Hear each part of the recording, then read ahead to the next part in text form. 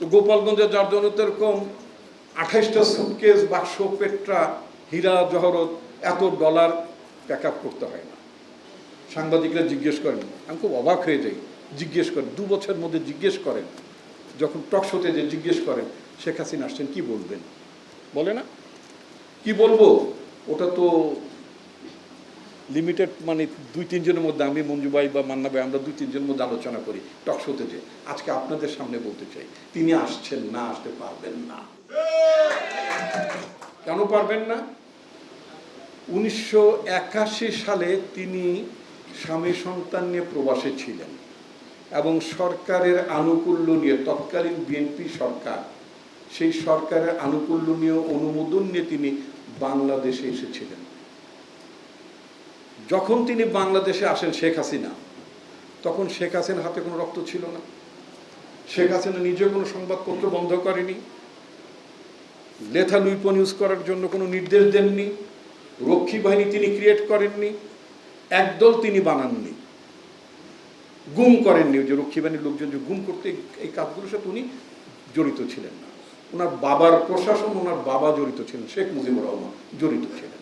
21 বছর তাকে রাজনীতি করতে, এবং ওনার বাবা, মানুষ সাধারণত বাবার যে মৃত্যুর সময় বাবার যে আকাঙ্ক্ষাটা কি, বাবা যদি বলে আমাকে ওই জায়গায় কবর দিও, তাই তো দেই আমরা নাকি। বাবা যদি বলে এটা করো, যে একজন বাবার গল্প বলে গেলেন না, যে আমার নাম যেন থাকে, বলে তো। তো উনি ওনার বাবার জীবনের সর্বশেষ আকাঙ্ক্ষা ছিল তাদের দলটার নাম হবে বাংলাদেশ কৃষক শ্রমিক আওয়ামী লীগ।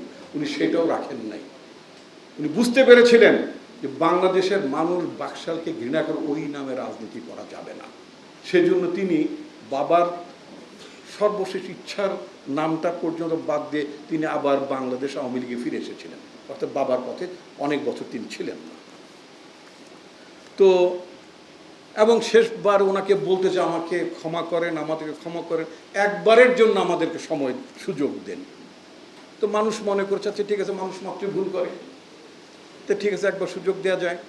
একবার সুযোগ দিয়েছে, ভালো।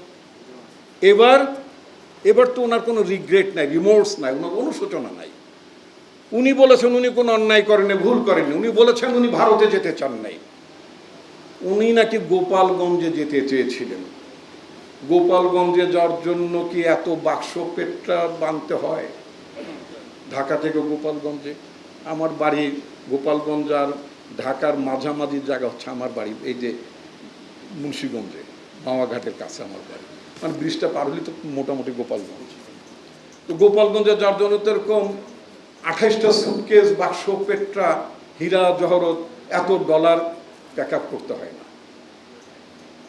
উনি মিথ্যা কথা বলেছেন। উনি গোপালগঞ্জ, উনি জানতেন যে ওনাকে ভারতেই যেতে হচ্ছে, পৃথিবীর কোনো দেশ ওনাকে গ্রহণ করতে সম্মত ছিল না। ওনাকে গোপালগঞ্জে না, পৃথিবীর কোনো, গোপালগঞ্জে গেল যেই জনগণ গণভবন দখল করেছিল। আমরা এরকম গণভবন, রাজপথ দখল করার বড় ইতিহাসের কথা জানি। আমরা মার্কিন যুক্তরাষ্ট্রের মতো দেশেও সেখানকার জনগণ আপনার ওয়াল স্ট্রিট দখল করেছিল। আন্দোলনটার নাম ছিল অকুপাই ওয়াল স্ট্রিট। বাংলাদেশের জনগণ অকুপাই গণভবন দখল করার আন্দোলন, এটা পৃথিবীর একটা বিরল ঘটনা। এরকম ঘটনা সাধারণত সচরাচর 200, 400, 500 বছর, 800 বছর যে লক্ষণ সেনের কথা বলেন, এরকম ঘটনা ঘটে না। উনি জানতেন যে ওনাকে যেতে হচ্ছে, পালাতে হচ্ছে।